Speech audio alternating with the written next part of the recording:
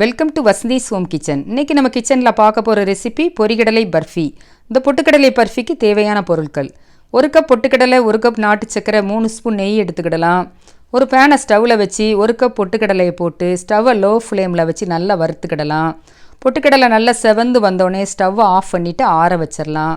இந்த மாதிரி பொரிகடலையை வறுத்து நம்ம பர்ஃபி பண்ணும்போது பர்ஃபி ரொம்ப ரொம்ப வாசமாக இருக்கும்.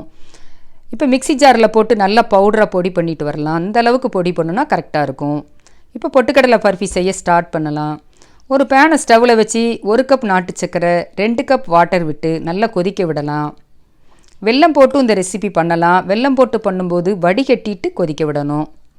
இப்போ நல்லா கொதித்ததும் பொட்டுக்கடலை மாவை போட்டு ஸ்டவ்வை லோ ஃப்ளேமில் வச்சு உருண்டை விழாமல் நல்லா கிளறி விடலாம். நல்லா கிளறி விட்டுட்டு நம்ம எடுத்து வச்சுருக்கிற 3 டீஸ்பூன் நெய்யை இதில் சேர்த்துக்கிடலாம். இந்த பர்ஃபி பண்ணதுக்கு நம்மளுக்கு 3 பொருள் தான் தேவை.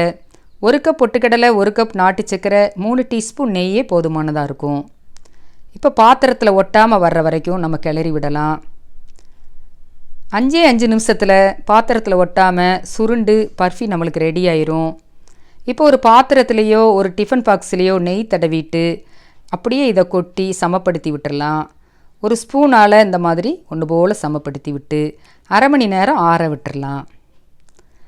அரை மணி நேரம் கழித்து நம்ம விரும்பின வடிவத்தில் கட் பண்ணிக்கிடலாம். கட் பண்ணிவிட்டு ஒரு பிளேட்டில் எடுத்து அப்படியே தட்டுனோம்னா பொட்டுக்கடலை பர்ஃபி நம்மளுக்கு சூப்பராக ரெடி. இது ரொம்ப ரொம்ப சாஃப்டாக இருக்கும். இது ரொம்ப ஹெல்த்தியான ஸ்நாக்ஸு. வெளியிலே வச்சுருந்து 10 நாள் வரைக்கும் நம்ம குழந்தைகளுக்கு கொடுக்கலாம்.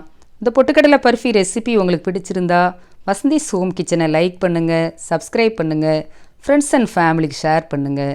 நன்றி, வணக்கம்.